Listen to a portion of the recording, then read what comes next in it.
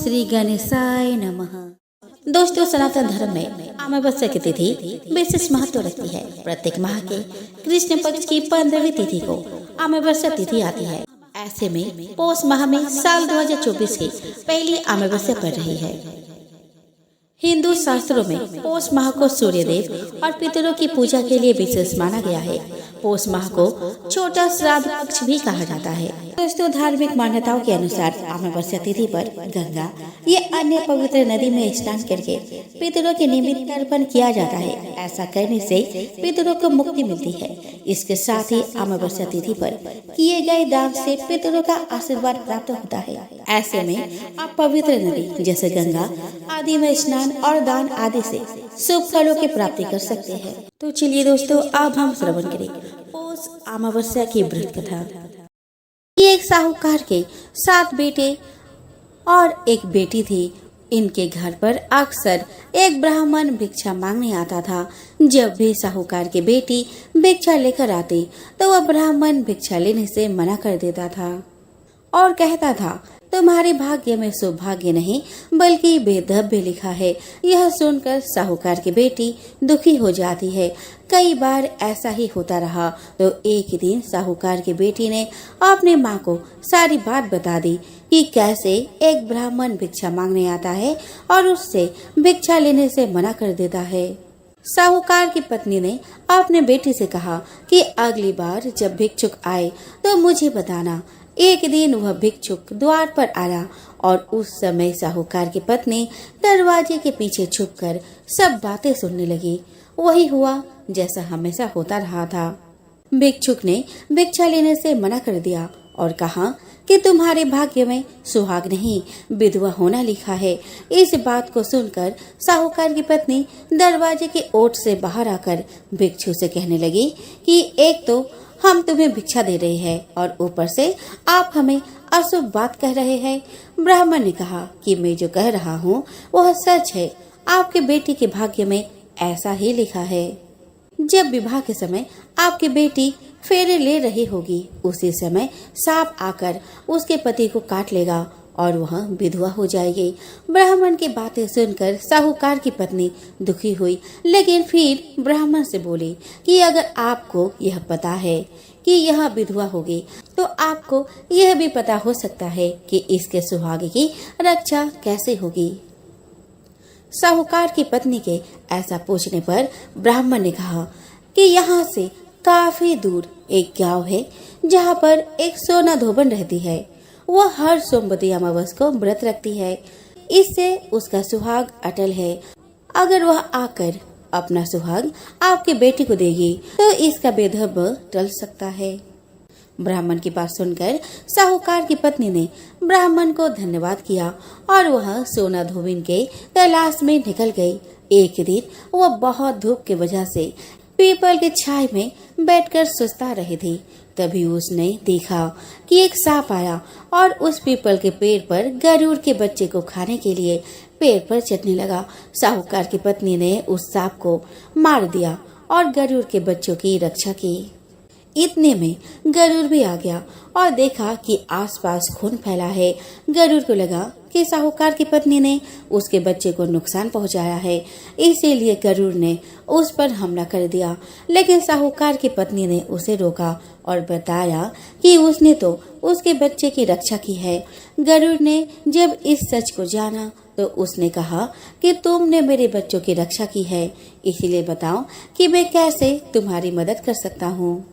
साहूकारनी ने तब गरुड़ को बताया कि वह सोना धोबिन के तलाश में निकली है। अगर वह उसे वहां तक पहुंचा दे तो बहुत उपकार होगा। साहूकारनी को गरुड़ ने सोना धोबिन के गांव पहुंचा दिया। सोना धोबिन के 7 बेटे और बहुएं थी, लेकिन बहुओं में घर के काम को लेकर कहासुनी होती रहती थी। साहूकारनी को एक उपाय सूझा और वह हर रात जब सभी लोग सो जाते हैं तो सोना धोबिन के घर में चुपके से चली जाती और घर का सारा काम करके निकल आती। कई दिनों तक ऐसा चला तो एक दिन सोना धोबिन चुप कर बैठ गई और सब कुछ देख लिया। जब साहूकारनी जाने लगी तो धोबिन ने उसे पकड़ लिया और पूछा कि तुम कौन हो और यहाँ इस तरह मेरे घर का काम क्यों कर रही हो। साहूकारनी ने कहा कि मैं सब बता दूं, लेकिन पहले वचन दो कि सब सच जानने के बाद तुम मेरी मदद करोगी। सोना धोबिन ने साहूकारनी को वचन दिया। साहूकारनी ने सब बातें सोना धोबिन को बता दिया और अपने साथ चलने के लिए कहा। सोना धोबिन साहूकारनी के साथ चल दी और अपने बहुओं से कहा कि मेरे लौटने तक हो सकता है कि तुम्हारे ससुर जी की मृत्यु हो जाए, लेकिन उनके शरीर को तेल में डुबो कर रखना, अंतिम संस्कार मत करना। सोना धोबिन साहूकारनी के घर आ गई और जब साहूकारनी की बेटी की शादी हो रही थी तब फेरे के समय एक सांप लहलहाता हुआ चला आया। सोना धोबिन ने उस सांप के आगे दूध और लावा रख दिया और जैसे ही वह दूध पीने लगा, धोबन ने उसे मार दिया। इसके बाद सोना धोबन ने कहा कि अब तक जो भी सोमवती अमावस्या मैंने किया है उसका पुण्य फल मैं साहूकारनी के बेटी को देती हूँ। इसके बाद साहूकारनी की बेटी का बेदब टल गया और वह सौभाग्यवती बन गई। इसके बाद सोना धोबन अपने गांव लौटने लगी तो एक दिन रास्ते में ही सोमवती अमावस्या आ गई। धोबिन ने इस दिन व्रत रखा और पीपल की पूजा की, कथा का पाठ किया। इस बीच सोना धोबिन के पति की मृत्यु हो गई थी। जब वह घर लौटी तो उसने अपने रास्ते में किए सोमवती अमावस्या का पुण्य अपने पति को दे दिया। इससे उसका मरा हुआ पति फिर से जीवित हो उठा। लोगों ने जब सोना धोबिन से पूछा कि तुमने अपने मरे हुए पति को कैसे जीवित कर लिया, तो उसने बताया उसने सोमवती अमावस्या के व्रत के प्रभाव से अपने पति को जीवित किया है। एक नगरी में एक राजा रहता था। उसकी प्रजा तथा उसका परिवार बहुत ही खुशहाल जीवन व्यतीत कर रहा था। राजा की पत्नी बहुत ही धार्मिक विचारों वाली थी और अपनी प्रजा को देखकर बहुत खुश थी। राजा के महल के सामने एक साहूकार की हवेली थी। रानी और साहूकार की पत्नी सहेलियों की तरह रहते थे एवं सहेलियों की तरह एक दूसरे से बातें करती रहती थी। एक दिन साहूकार की हवेली से साहूकार की पत्नी की रोने की आवाज आई। रोने की आवाज सुनकर रानी ने राजा को इसका कारण पूछा तो राजा ने बताया कि साहूकार के पुत्र की मृत्यु हो गई है, जिस वजह से साहूकार की पत्नी दुखी है और दुख के कारण रो रही है। इस बात को सुनने के बाद रानी ने कहा कि आखिर दुख क्या है, वह क्यों रो रही है। यह बात सुनने के बाद राजा को समझ में नहीं आ रहा था कि वह रानी को किस तरह समझाए कि दुख क्या होता है। राजा ने रानी को कहा कि जिस दिन तुम्हारे पुत्र की मृत्यु होगी उस दिन तुम्हें पता चल जाएगा कि दुख क्या होता है। राजा ने कहा तुम अपने पुत्र को मार दो, तभी तुम्हें दुख के बारे में पता चलेगा। यह बात सुनने के बाद रानी ने अपने पुत्र को महल से नीचे गिरा दिया। भगवान की कृपा से रानी का पुत्र किसी ढेर पर गिर गया और उससे कुछ नहीं हुआ। पुत्र को देखने के बाद रानी ने फिर से वही प्रश्न राजा से पूछा। तब राजा ने कहा कि पड़ोसी राज्य से युद्ध हो रहा है, मैं उस युद्ध में अकेला जाऊंगा। जब मेरी मृत्यु की खबर तुम तक पहुंचेगी तब तुम्हें एहसास हो जाएगा कि दुख क्या होता है। राजा युद्ध के लिए चला गया, परंतु भगवान की कृपा से वह जीत गया। राजा घर पर वापस आ गया और वह सोचने लगा कि आखिर ऐसा क्या बात है कि वह रानी को दुख का एहसास नहीं करवा पा रहा। इसके बाद राजा ने रानी को बुलाकर कहा कि वह दोनों गंगा यात्रा के लिए जाएंगे, इसीलिए रानी तैयार हो जाए और गंगा किनारे जाकर वह गंगा में कूद जाएगा। रानी ने गंगा यात्रा की तैयारी शुरू कर ली। दूसरी तरफ कैलाश में भगवान शिव ने सती को कहा कि मैं कल युग में तुम्हें सुख आत्मा के दर्शन करवा दूंगा। यह कहने के बाद भगवान शिव जी ने बकरी का और माता पार्वती ने बकरी का रूप धारण कर लिया। इसके बाद वह नदी किनारे घास चरने लगे। वहीं पर राजा अपने रानी के साथ आ गया। राजा तथा रानी ने वह भोजन किया और विश्राम करने लगे। उस समय राजा पानी लेने चला गया। वहीं पर माता पार्वती ने शिव जी से कहा कि रानी दुख देखना चाहती है और भगवान से पूछने लगी कि रानी को दुख का एहसास क्यों नहीं हो रहा। रानी ने पशुओं को मनुष्य के बोली बोलते हुए सुन लिया। उसने सुना कि भगवान शिव माता पार्वती से कह रहे थे कि रानी ने अमावस्या का व्रत किया था, जिस कारण उसको दुख नहीं भोगना पड़ रहा। पिछले जन्म में रानी ने अमावस्या का व्रत किया और इस जन्म में वह अब सुख भोग रही है। इसके बाद उन्होंने कहा कि वह राजा गंगा में भी नहीं मरेगा। रानी ने यह बातें सुनने के बाद राजा को सारी बातें बता दी। इसके बाद राजा रानी महल वापस आ गए। राजा ने अपने प्रजा को भी अमावस्या के व्रत करने की आज्ञा दी और कहा कि जो भी मनुष्य अमावस्या का व्रत करेंगे उन्हें हमेशा सुख समृद्धि हासिल होगी। एक गांव में सास और बहू अकेले रहते थे और उनका बेटा विदेश में कमाने के लिए गया था। सास और बहू बहुत अच्छे रहते थे। दोनों एक दूसरे की देखभाल करते थे। एक दिन बहू ने खाना नहीं खाया तो सास ने कहा कि बहू, तुमने आज खाना क्यों नहीं खाया? तब बहू ने कहा कि सासू माँ, आज मेरा व्रत है इसीलिए मैंने नहीं खाया। तब सासू ने कहा कि बहू, ये कौन सा व्रत है और यह व्रत करने से क्या मिलता है, मुझे भी समझाओ। तब बहू ने कहा कि सासू माँ, मैं अमावस्या का व्रत करती हूँ। अमावस्या का व्रत करने से बहुत पुण्य मिलता है, घर में अन्न धन्य बना रहता है, सुख शांति रहती है तथा अटल सुहाग मिलता है और पुत्र प्राप्ति होती है। फिर बहू ने कहा कि इस व्रत का अगर संकल्प लेते हैं तो इसे पूरा करना जरूरी होता है। अगर पूरा नहीं कर सकते तो सास बहू में झगड़ा और घर में अशांति आती है। तब सासू ने कहा कि मेरी तो उम्र हो गई है, लेकिन तुम यह व्रत करो। और बहू यह व्रत का आरंभ करती है। लेकिन एक दिन बहू ने किसी के कहने पर गेहूं से बनी रोटी खा ली और अमावस्या माता इस बात से नाराज हो गई। जो सास और बहू बहुत ही प्यार से रहती थी, इन दिनों उनमें झगड़े होने लगे। सभी गांव वाले भी हैरान हो गए कि यह सब क्या हो रहा है। सास अपने बहू को कहने लगी कि तुम जब से हमारे घर में बहू बन के आई हो तब से हमारे घर की लक्ष्मी चली गई है। तुम हमारे लिए शुभ नहीं हो। तब बहू ने कहा कि आपके घर की लक्ष्मी चली गई है तो कहाँ मिलेगी, मुझे बताओ, मैं लक्ष्मी को लेकर आऊंगी। तब सासू ने कहा कि लक्ष्मी तुमको समुद्र के बीच में भगवान विष्णु के पैर दबाते हुए मिलेगी। तब बहू यह कहकर चली जाती है कि अब जब तक मैं लक्ष्मी को लेकर नहीं आऊंगी तब तक इस घर में पैर नहीं रखूंगी। इतना कहकर बहू लक्ष्मी के खोज में निकल जाती है। जब बहू लक्ष्मी को खोजने के लिए निकलती है तब उसे बीच रास्ते में एक गाय माता मिलती है। वह बहू से पूछती है कि आप कहाँ जा रही है?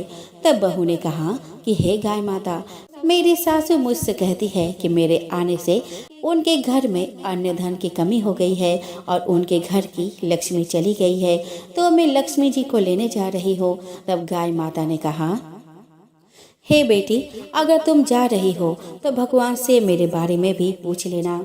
तब बहू बोलती है कि ठीक है गाय माता, बताओ, मैं आपके बारे में भी पूछ लूँगी। तब गाय माता बोलती है कि मेरा जब भी बछड़ा होता है वह मर जाता है, जिंदा नहीं रहता। तुम भगवान से पूछ लेना कि मेरे साथ ऐसा क्यों हो रहा है, मैंने ऐसा कौन सा कर्म किए हैं। तब बहू बोली कि गाय माता, मैं आपके बारे में जरूर पूछ लूँगी। यह कहकर बहू आगे बढ़ जाती है। अब आगे जाते जाते बहू को एक घोड़ी मिलती है जिसके गले में घंटी बंधी हुई होती है। घोड़ी ने भी कहा कि बेटी, तुम मेरे दुख का निवारण भी भगवान से पूछ लेना। तब बहू ने कहा कि जरूर पूछ लूंगी। यह कहकर बहू आगे बढ़ती है। आगे जाते ही बहू को एक अंधा और बहरा बुजुर्ग मिलता है। वह भी बहू से अपनी समस्या भगवान से पूछने के लिए कहता है।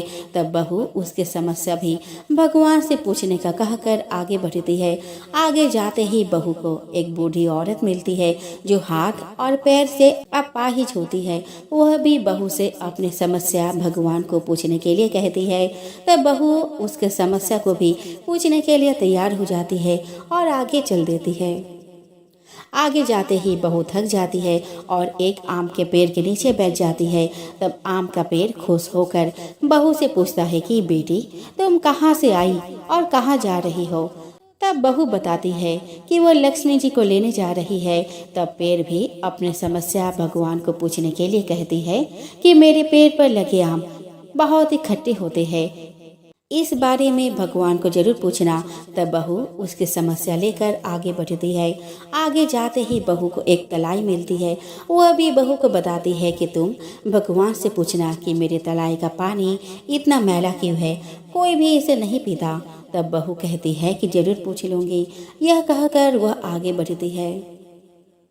बहुत दिन जंगल में चलते चलते बहू थक जाती है। उसे भूख भी लगी होती है, लेकिन खाने को नहीं मिलने से वह थक जाती है और जंगल में बेहोश हो जाती है। उसी समय भगवान विष्णु और माता लक्ष्मी वहाँ विचरण करते हुए आते हैं। तब माता लक्ष्मी विष्णु जी से कहती है कि हे नाथ, यह आपकी बहुत बड़ी भक्त है, आप इसके दुखों का निवारण करो। तब भगवान विष्णु कहते हैं कि इस संसार में बहुत जीव दुखी है, सभी अपने अपने कर्म का फल भोग रहे हैं, किस किस के दुख का निवारण मैं करूं। तब माता लक्ष्मी ने विष्णु से विनती की और कहा कि वह भूखी प्यासी है और इसे यहाँ अगर ऐसे छोड़ दिया जाए तो जंगली जानवर उसे अपना शिकार बना देंगे। माता लक्ष्मी की बात सुनकर भगवान विष्णु एक साधु का वेश धारण करते हैं और बहू के पास जाते हैं और होश में लाते हैं। बहू के होश में आते ही साधु वेश में ही भगवान उससे पूछते हैं कि वह यहाँ क्यों आई है और कहाँ जा रही है। तब बहू पूरी बात बताती है। उसकी बात सुनकर भगवान विष्णु और माता लक्ष्मी प्रकट होते हैं। उनके साथ अमावस्या माता भी प्रकट होती है। बहू उनके चरणों में गिरकर वंदन करती है।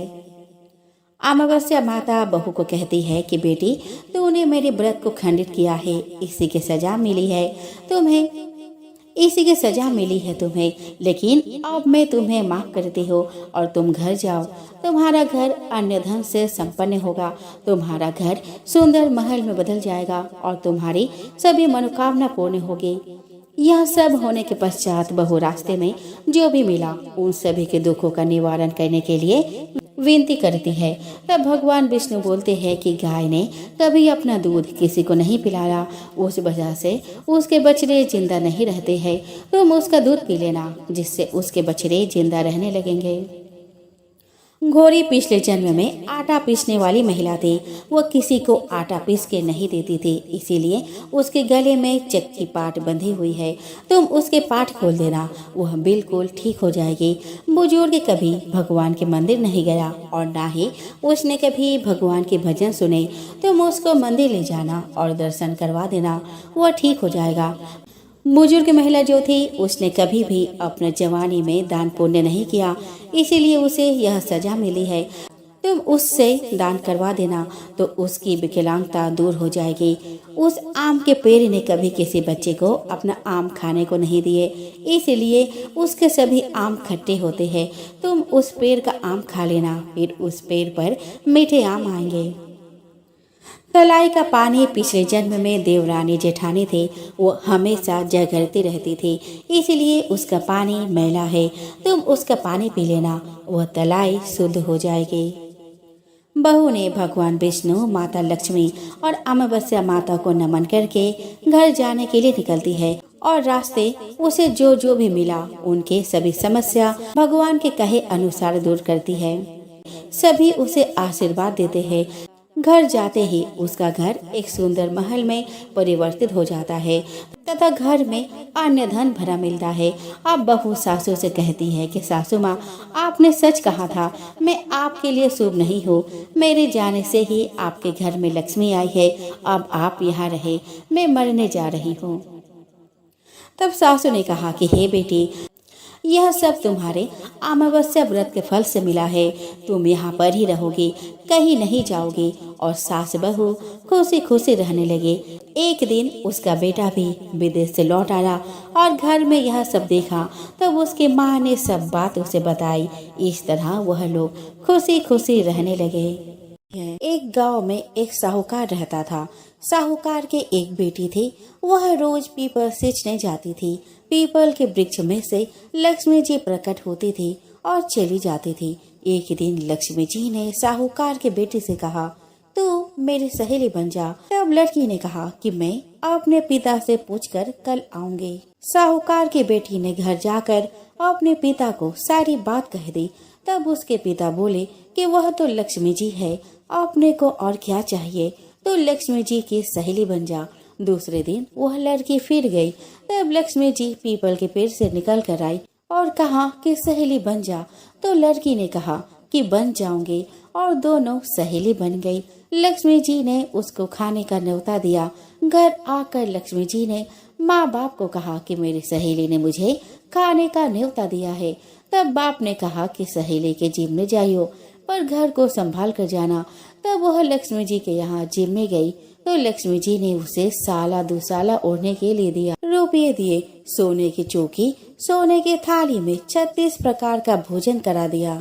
जिम कर जब वह जाने लगी तो लक्ष्मी जी ने पल्ला पकड़ लिया और कहा कि मैं भी तेरे घर जिम में जाऊंगी।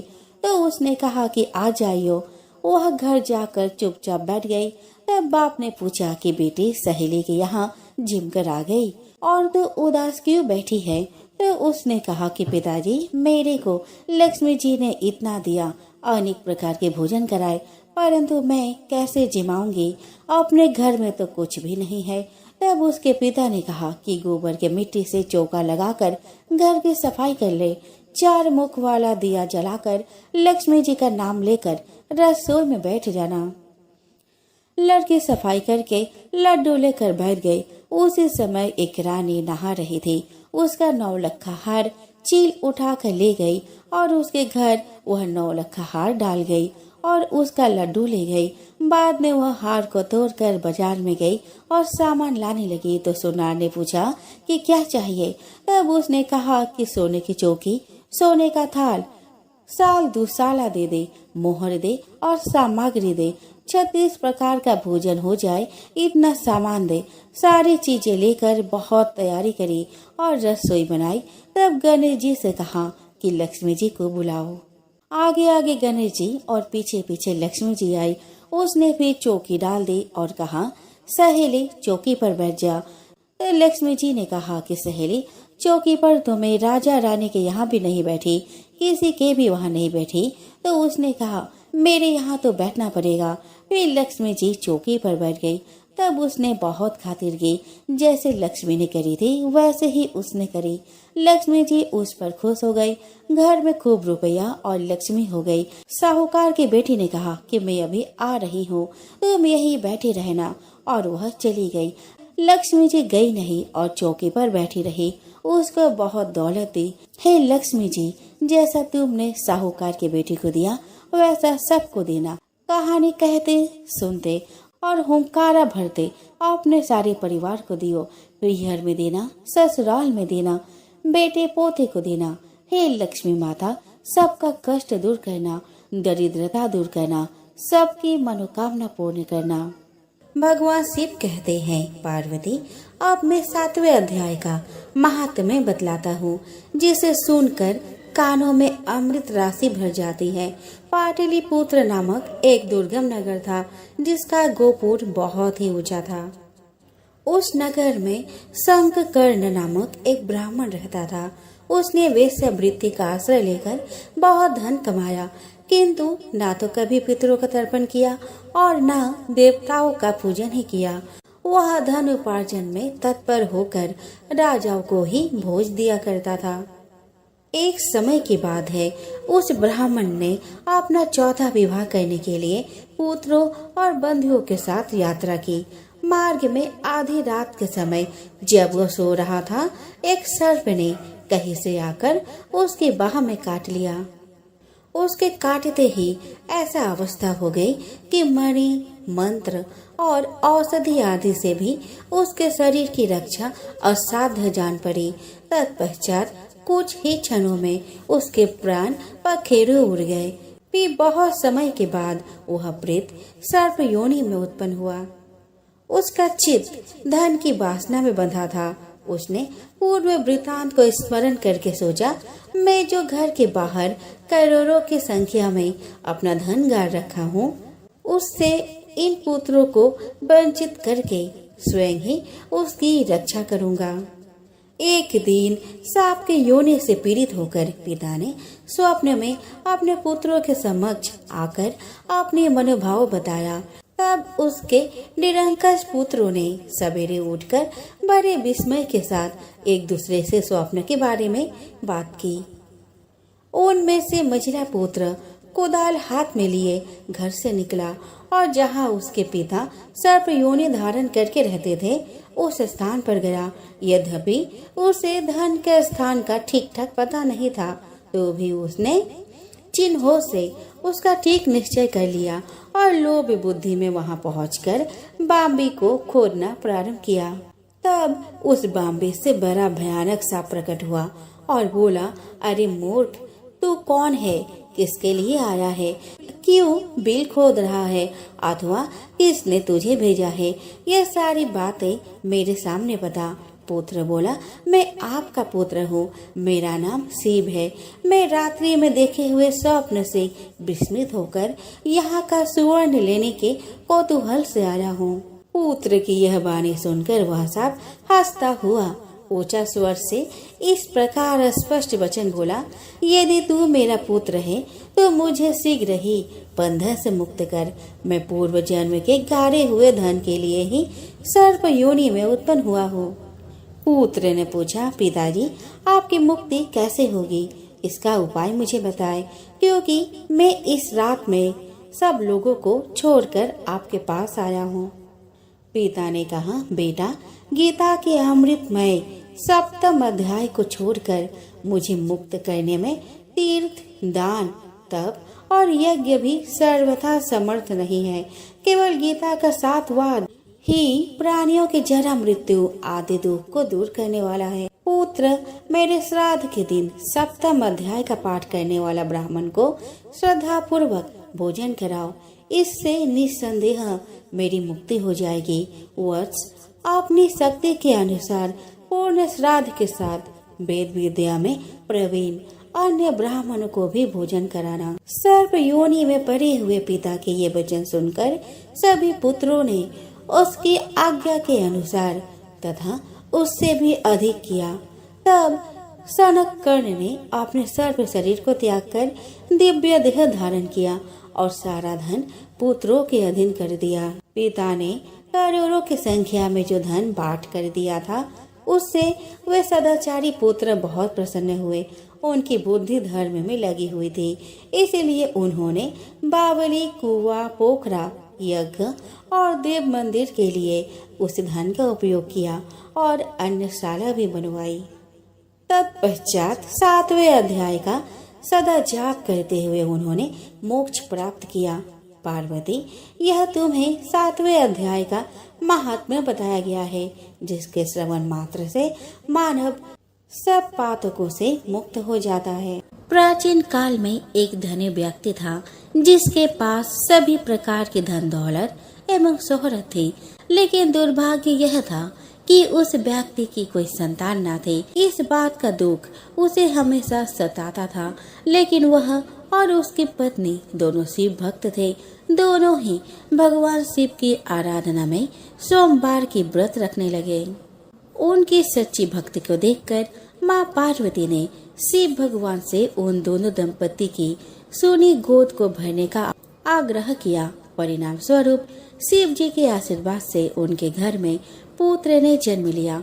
लेकिन बालक के जन्म के साथ ही एक आकाशवाणी हुई, यह बालक अल्पायु का होगा। 12 साल की आयु में इस बालक को मृत्यु हो जाएगी। इस भविष्य कथन के साथ उस व्यक्ति को पुत्र प्राप्ति की अधिक खुशी न थी। उसने अपने बालक का नाम अमर रखा। जैसे जैसे अमर थोड़ा बड़ा हुआ, उस धनी व्यक्ति ने उसको शिक्षा के लिए काशी भेजना उचित समझा। उसने अपने साले को अमर के साथ काशी भेजने का निश्चय किया। अमर अपने मामा जी के साथ काशी की ओर चल दिए। रास्ते में उन्होंने जहाँ जहाँ विश्राम किया, वहाँ वहाँ उन्होंने ब्राह्मणों को दान दक्षिणा दी। चलते चलते वे एक नगर में पहुंच गए, जहां पर एक राजकुमारी के विवाह का समारोह चल रहा था। उस राजकुमारी का दूल्हा एक आंख से काना था। यह बात दूल्हे के परिवार वालों ने राजा परिवार से छिपा कर रखे थे। उन्हें इस बात का डर था कि यह बात अगर राजा को पता चल गई तो यह शादी नहीं होगी। इसीलिए दूल्हे के घर वालों ने अमर से झूठ मूठ का दूल्हा बनने का आग्रह किया और वह उनके आग्रह को मना न कर सका। इस प्रकार उस राजकुमारी के साथ अमर की शादी हो गई, लेकिन वह उस राजकुमारी को धोखे में नहीं रखना चाहता था, इसीलिए उसने राजकुमारी की चुनरी में इस घटनाक्रम की पूरी सच्चाई लिख दी। राजकुमारी ने जब अमर के उस संदेश को पढ़ा तब उसने अमर को ही अपना पति माना और काशी से वापस लौटने तक उसका इंतजार करने को कहा। अमर और उसके मामा वहां से काशी की ओर चल दिए। समय का पहिया आगे बढ़ता रहा। उधर अमर हमेशा धार्मिक कार्यों में लगा रहता था। जब अमर ठीक 12 साल का हुआ तब वह शिव मंदिर में भोले बाबा को बेलपत्तियां चढ़ा रहा था। उसी समय वहां यमराज उसके प्राण लेने पधार गए, लेकिन उससे पहले भगवान शिव ने अमर की भक्ति से प्रसन्न होकर उसे दीर्घायु का वरदान दे दिया। परिणाम स्वरूप यमराज को खाली हाथ लौटना पड़ा। बाद में अमर काशी से शिक्षा प्राप्त करके अपने पत्नी के साथ घर लौटा। दोस्तों, सूर्यपुत्र शनिदेव दंड अधिकारी कहलाते हैं क्योंकि वे सभी को कर्म के अनुसार फल देते हैं, इसीलिए उन्हें न्याय का देवता भी कहा जाता है। हालांकि शनिदेव के इस गुण के कारण मानव और देवता सभी उनसे भय रखते हैं। कहा जाता है कि व्यक्ति यदि भूलवश भी कोई गलती कर दे तो वह शनिदेव के दंड के विधान से बच नहीं पाता है।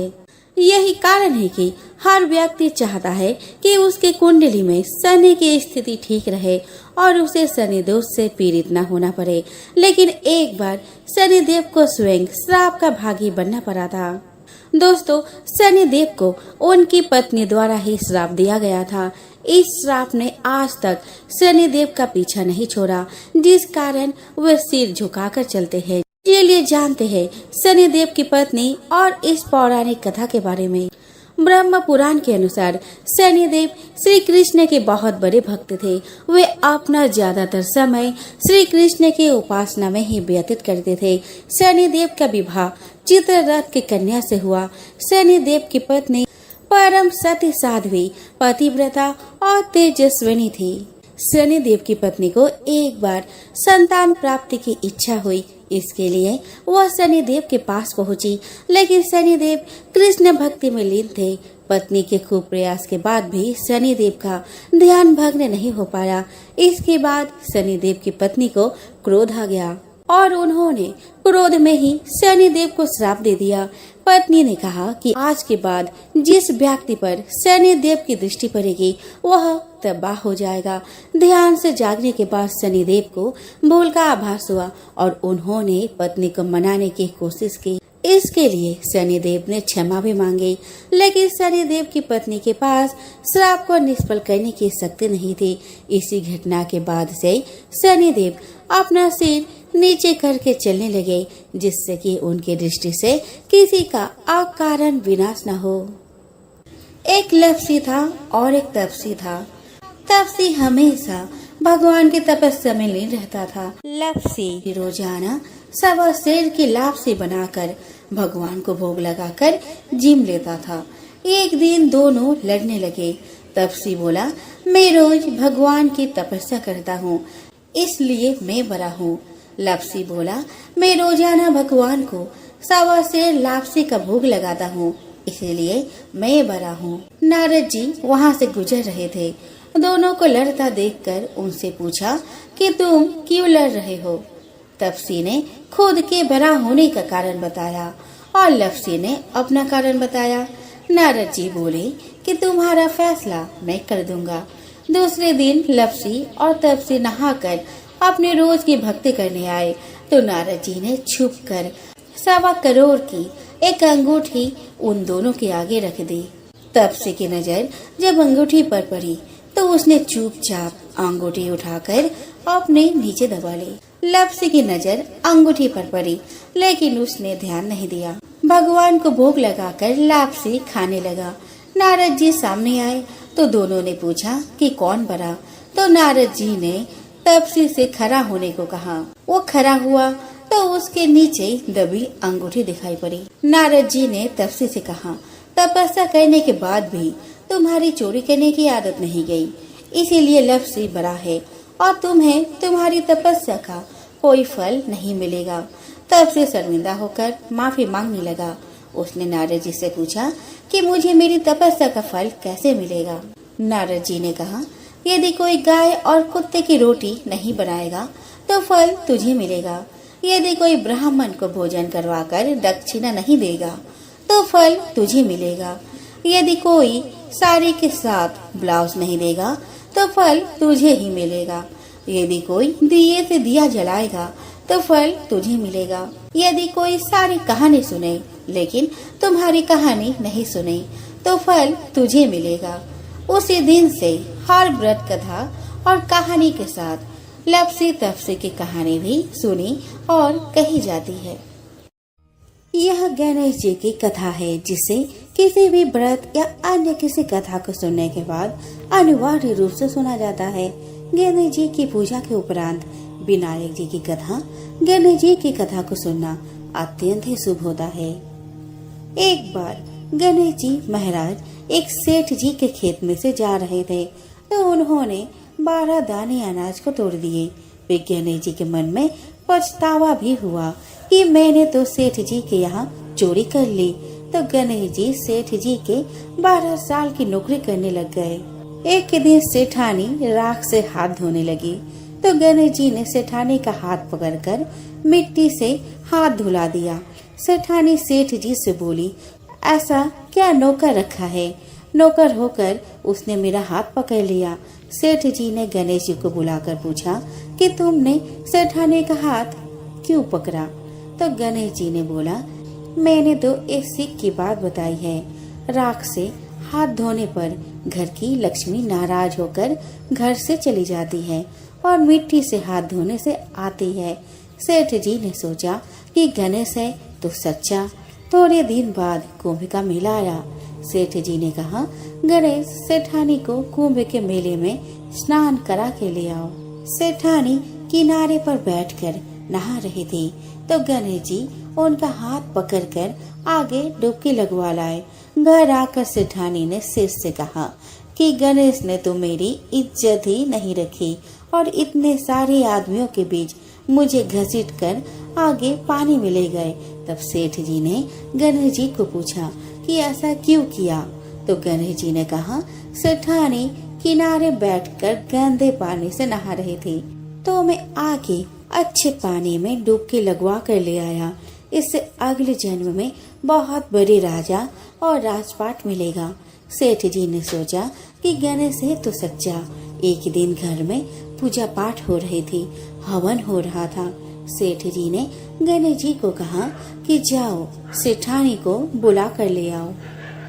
गणेश सेठानी को बुलाने गया तो सेठानी काली चुनरी ओढ़कर चलने लगी। तो गणेश जी ने काली चुनरी को फाड़ दी और कहा कि लाल चुनरी ओढ़ के चढ़ो। सेठानी नाराज होकर सो गई। सेठ जी ने आकर पूछा कि क्या बात है? तो सेठानी ने बोली कि गणेश ने मेरा चुनरी फाड़ दी। सेठ जी ने गणेश को बुलाकर बहुत डांटा और कहा, तुम बहुत बदमाशी करते हो। तो गणेश जी ने कहा, पूजा पाठ में काला वस्त्र नहीं पहनते हैं, इसलिए मैंने लाल वस्त्र के लिए कहा। काला वस्त्र पहनने से कोई भी शुभ काम सफल नहीं होता। फिर सेठ जी ने सोचा कि गणेश है तो समझदार। एक दिन सेठ जी पूजा करने लगी तो पंडित जी ने बोला कि वो गणेश जी की मूर्ति लाना भूल गया। अब क्या करे? तो गणेश जी ने बोला कि मेरे को ही मूर्ति बनाकर विराजमान कर लो, आपके सारे काम सफल हो जाएंगे। यह बात सुनकर सेठ जी को बहुत गुस्सा आया और वो बोले कि तुम तो अब तक सेठानी से ही मजाक करते थे, मेरे से भी करने लग गए। तो गणेश जी ने कहा, मैं मजाक नहीं कर रहा हूँ, मैं सच बात कह रहा हूँ। इतने में ही गणेश ने गणेश जी का रूप धारण कर लिया और सेठ और सेठानी ने ही गणेश जी की पूजा की। पूजा खत्म होते ही गणेश जी अंदर ध्यान हो गए। सेठ सेठानी को बहुत धोखा हुआ और उन्होंने कहा कि हमारे पास तो गणेश जी रहते थे और हमने उनसे इतना काम करवाया। तो गणेश जी ने सपने में आकर सेठ जी को कहा कि आपके खेत में से मैंने 12 अनाज के दाने तोड़ लिए थे, उसी का दोष उतारने के लिए मैंने आपके यहाँ नौकरी कर ली थी।